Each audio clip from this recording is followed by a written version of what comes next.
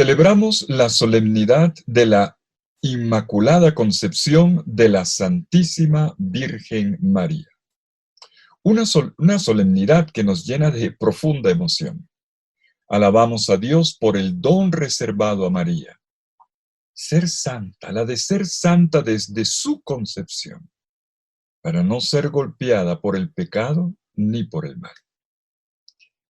Desde aquel día en el que el Papa Pío IX proclamó el dogma de la Inmaculada Concepción en el año de 1854, esta solemnidad quedó inserta en pleno Adviento, y con razón, puesto que la Inmaculada prepara el Adviento, la venida del Señor. ¿Sí? Ella, la llena de gracia, fue santa e inmaculada en el amor, tomando las palabras de Pablo en la segunda lectura de hoy, porque ella estaba destinada para ser la madre del Salvador. Este misterio, que apunta nuestra mirada hacia la raíz misma de la vida de María, es la clave de lectura de su vida entera y nos ayuda a entender la obra de Jesús, quien vino precisamente a salvarnos del pecado. De esta victoria sobre el pecado, María fue la primera beneficiada, y en el espejo de su santidad plenamente alcanzada, nosotros descubrimos también la nuestra. Bueno, para entrar mejor en el misterio, la liturgia nos propone hoy como telón de fondo el texto que se conoce con el nombre del protoevangelio. Es el primer anuncio de lo que vendrá en la Biblia misma. Me refiero al texto de Génesis capítulo 3, versículo 15, y que hoy leemos en la primera lectura. Dios le dice a la serpiente: enemistad pondré entre ti y la mujer, entre tu linaje y su linaje. Ella te pisará la cabeza, mientras acechas tú su calcañar. Este pasaje se aplica a María Inmaculada, que vence la serpiente, símbolo demoníaco del mal. De por sí, el texto original nos plantea la tensión continua y el duelo que se consuma entre nosotros, las criaturas humanas descendientes de la mujer, y el mal que se anida en la historia. Releyendo el pasaje del Génesis, notemos 5 puntos fundamentales, muy brevemente, que nos permiten comprender mejor la obra de Dios en María. 1. Que el hombre ha sido puesto por Dios como el centro de su obra creadora. 2. Que a pesar de esto, el hombre no quiso dialogar con su Creador, ni creerle a su palabra, rebelándose contra su plan de vivir en íntima comunión con Dios y con los demás. 3. Que el hombre quiso un futuro distinto e hizo un mal uso de su libertad, de la libertad que Dios le dio. 4. Que por esta razón la historia se convirtió, llamémoslo así, quiero tomar una frase de San Juan Pablo II, la historia se convirtió en un teatro de la lucha tremenda contra las potencias de las tinieblas, una lucha que durará hasta el último día.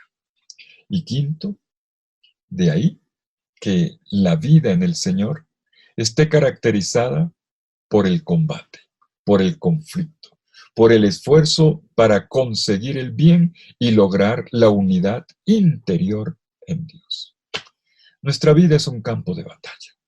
El libro del Génesis nos lo recuerda, y esto nos lleva hasta el momento histórico en que esto se produce y nos acompaña hasta el día de hoy. Pero Dios anuncia en el libro del Génesis que se pondrá fin, o mejor dicho, nos regalará una victoria. Y lo dice con estas palabras hermosas: enemistad pondré entre ti y la mujer, entre tu linaje y su linaje. Ella te pisará la cabeza, mientras acechas tú su calcañar. La vida de todo discípulo del Señor se mide por su capacidad de resistir al mal, por la lucha contra las tentaciones que tratan de demoler cada día su fe y su esperanza. Sin embargo, el panorama no permanece oscuro. Por eso hablamos de un protoevangelio, un primer anuncio del evangelio.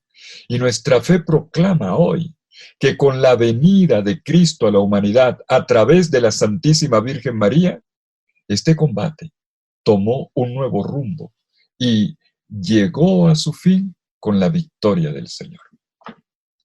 Y es en este escenario donde emerge con mayor esplendor la figura de María. Las otras dos lecturas de hoy nos describen bastante bien la grandeza de María. En la carta a los Efesios, en el himno, que está en el capítulo 1 y que leemos en la segunda lectura, se nos da una nueva clave para entender la Inmaculada Concepción.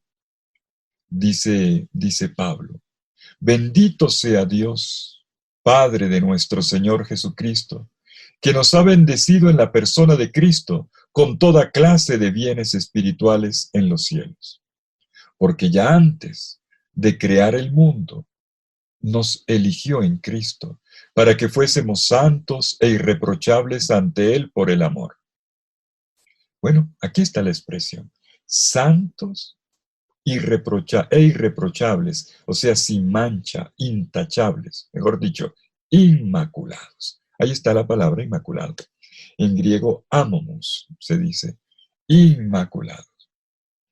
Desde su concepción inmaculada, María alcanzó, como se nos muestra en este texto del capítulo 1 de Efesios, María alcanzó el vértice más alto de la filiación divina, de la semejanza con Dios, como dice el versículo 5 del capítulo 1 de Efesios. Y así comprendemos por qué en ella, antes que en cualquier otra criatura, el Señor fue glorificado. Y porque María es santa e inmaculada en el amor, estoy retomando las palabras del versículo 4, ella es más potente que cualquier experiencia del mal. María es signo de la victoria de Dios sobre el mal, porque vivió libre de la herencia del pecado. Y esto no la aleja de nosotros, sino que más bien nos hace sentirla mucho más cercana. María nos ayuda en la lucha cotidiana contra lo que se contrapone al Evangelio y a la construcción de un mundo que sea reflejo del reino de Dios. Porque para eso, así como ella, también nosotros hemos sido llamados. ¿Y cómo es que María fue hecha santa e inmaculada? La indicación la encontramos en el Evangelio. En el Evangelio. Leemos hoy el relato de la Anunciación que está en el Evangelio de Lucas, capítulo 1, versículos 26 al 38. El ángel Gabriel, el mismo que estaba al pie de la derecha del altar del perfume cuando se le apareció a Zacarías, cambia de lugar. Vuela de la inmensa explanada del templo de Jerusalén hacia una casita cualquiera en Galilea, al norte del país. A una casita humilde, sencilla, probablemente de un solo cuarto, en Nazaret, la casa de María. Y Dios va a hacer una cosa sorprendente. Ya no habla con el sacerdote anciano, sino con una laica, con una joven doncella, además joven. Dios pasa de Jerusalén, la capital, la ciudad de Dios, a una aldea sin importancia, sin historia. Dios pasa de la conversación con un sacerdote a la conversación con una laica, de la conversación con un anciano a anunciarle una buena noticia a una jovencita. El cristianismo no comienza en el templo, sino en una casa de familia, en Nazaret. Y la primera palabra del ángel el primer evangelio que abre el evangelio es alégrate. El ángel le dice, alégrate, llena de gracia, el Señor está contigo. En griego, Jaire que jaritomene, Hokirios metasu. La primera palabra es alégrate. Ponte contenta, sé feliz. Dale espacio al gozo, como una puerta que se abre al sol. Dios está aquí. Viene con un abrazo, con una promesa de felicidad. Y enseguida, el ángel Gabriel le explica a María el porqué de esta alegría. Y se lo dice con una sola palabra en griego, al menos en el texto que tenemos. Kejaritomene. Oigan, kejaritomene. Una sola palabra, que para traducirla al español necesitamos tres. Llena eres de gracia. Pero en griego es una sola. Kejaritomene. ¿Saben qué? Esta palabra nunca antes había resonado en toda la Biblia. Es la primera vez. Y se trata de un nombre nuevo que Dios le da a María. Un nombre que tiene el poder de sorprender a María, como lo notamos en la reacción que tiene enseguida. Lo sabemos bien por los relatos vocacionales de la Biblia. Cuando Dios llama a alguien, le da un nombre nuevo. Y Dios no le dijo, alégrate María. No, no la llamó en este momento María. Después lo hará. En este momento la llama Kejaritomene. Dios le da un nombre nuevo. Kejaritomene. Eres llena de gracia.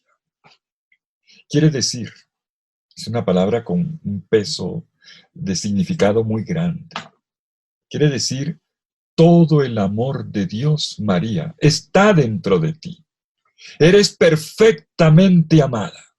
Amada desde siempre y para siempre.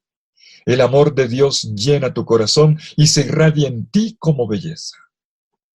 Fíjense ustedes que se trata del anuncio de una novedad. María no está llena de gracia porque haya respondido sí a Dios por un mérito propio, no, sino porque Dios fue el primero en decirle a ella sí. Un sí fuerte, limpio, sin condiciones. Yo te amo. Llena eres de gracia. Qué jaritomene. Eres completamente amada. Y Dios dice sí a cada uno de nosotros antes de que le respondamos. Que yo sea amado depende de Dios, no de mí. Y este nombre nuevo de María, el nombre de su vocación, amada para siempre, es también nuestro propio nombre. Buenos y menos buenos, a cada uno se le da un amor. Cada uno es amado para siempre. Pequeños o grandes, todos somos continuamente llenados de cielo en este amor de Dios. Y después el ángel dice, el Señor está contigo. Primero alégrate, luego llena de gracia, quejaritomene, y agrega, el Señor está contigo. Cuando en la Biblia Dios le dice a una persona, yo estoy contigo, le está consignando un futuro bellísimo y arduo. Está convocando Dios a esa persona para que se convierta en un partner, en un compañero de él que lo secunde en la historia más grande y maravillosa que ha ocurrido en la tierra. Y en el caso de María, para ella ser posible la venida del Hijo de Dios en la carne. Enseguida se le dirá, darás a luz un niño que será hijo de la tierra e hijo del cielo, hijo tuyo e hijo del Altísimo, y se sentará en el trono de David para siempre. Y lo recuerdo, la primera palabra de María no es el sí. No es el sí. Un lector corriente se lo esperaría, ¿verdad? Pero no, hay retardo en la respuesta. ¿Por qué? Porque hay un discernimiento, que es el verdadero ejercicio de la escucha. La primera respuesta de María es el estremecimiento. Se siente sacudida. Esa agitación interna que ocurre cuando se te descoloca la vida. Y entonces María luego va a agregar una pregunta. Primero se estremece y el ángel le va a recordar el punto esencial de sus palabras iniciales, de su saludo, y viene el momento de la anunciación, del nacimiento del Salvador, y María pregunta, ¿cómo será esto? Puesto que no conozco varón. Un estremecimiento, luego una pregunta. María, en la flor de la vida, es madura e inteligente. Ella no traga entero de una vez, ¿no? Ella quiere entender por qué camino se colmará la distancia entre ella y las palabras del ángel, que son palabras inéditas, que nunca se habían escuchado en la tierra. Preguntar no es dar señales de falta de fe, ¿saben? Sino exactamente lo contrario, ¿no? La pregunta proviene de la necesidad de crecer en la conciencia de lo que está ocurriendo. Y es lo que pasa con María. Y la respuesta que le da el ángel nos remite a una de las páginas más bellas del libro del Éxodo, en el capítulo 40, versículo 34. Cuando una nube oscura y al mismo tiempo luminosa, miren el texto, al mismo tiempo habitó la tienda del encuentro, la Shekinah. La gloria de Dios descendió y llenó la morada. Y Dios estableció su presencia. Y aquella carpa se llamó de aquí en adelante la tienda del encuentro, la tienda de las citas divinas. El ángel le anuncia a María que ella será ahora la que va a recibir esta venida de la Shekinah. El Espíritu Santo vendrá sobre ti y el poder del Altísimo te cubrirá con su sombra. Pero aquí tenemos otra resonancia amable que proviene del libro de la vida y de los afectos. Es el 6º mes de la pariente Isabel, la anciana y además estéril. Y de repente está embarazada, conocemos la historia. Y María queda envuelta en este torbellino de vida. Cuando se le muestra el signo, mira, tu pariente Isabel, la estéril, ya está en el 6º mes de embarazo, porque para Dios no hay nada imposible. María queda de esta manera envuelta en el torbellino de la vida y ahora sí, ella da el sí. Y María dijo, he aquí la esclava del Señor, hágase en mí según tu palabra. Primero se estremeció, luego preguntó, y ahora María finalmente se abandona, se entrega. He aquí la esclava del Señor, hágase en mí según tu palabra. El término esclava, hay que ponerle cuidado, no quiere decir la doméstica, la mujer de oficios varios. Sierva del rey es la reina, la segunda después del rey. Tu proyecto será el mío. Tu historia será mi historia. Tú eres el Dios de la alianza y yo soy tu aliada. Yo soy la esclava, yo soy la sierva, quiere decir, yo soy la aliada del Señor de las alianzas. Y así, como el de María, nuestro he aquí la sierva puede cambiar la historia. Con su sí o con su no al proyecto de Dios, las cosas pueden tomar un rumbo diferente. Y el sí de María introduce una vida, un nacimiento. Estamos ante un sí que introduce nacimientos y alianzas en el calendario de la vida. Es bello volver a escuchar hoy, en esta solemnidad de la Inmaculada Concepción, el nombre de la vocación de María. Volvamos al saludo. Es ahí donde está el centro de lo que nos ocupa en esta solemnidad. El nombre de la vocación de María. Un nombre que viene desde mucho atrás, desde la eternidad, desde el corazón de Dios. Que Charitomene, llena eres de gracia. Así la llama Dios. Inmaculada la llamamos nosotros, pueblo de Dios, pero significa lo mismo. La amada de Dios es enemiga del mal. En la carne de la amada de Dios, desde siempre y para siempre, se inaugura la novedad del Evangelio. Santos porque amados, como dirá Pablo en Romanos 1:7. En esta solemnidad de la Inmaculada, la imagen de María es una proclamación de la buena noticia, del querigma para todo ser humano. El Señor nos dice a través de esta figura de María, toda pura, toda bella, tú eres amado desde siempre y para siempre. Amado misterio de pecado y de belleza. Y en un mundo de desgracia, siempre será posible volver a recuperar la gracia. O mejor, es la gracia la que nos encuentra a nosotros, ¿eh? Y entonces podemos decir en un día como hoy, María es la que Charitomene.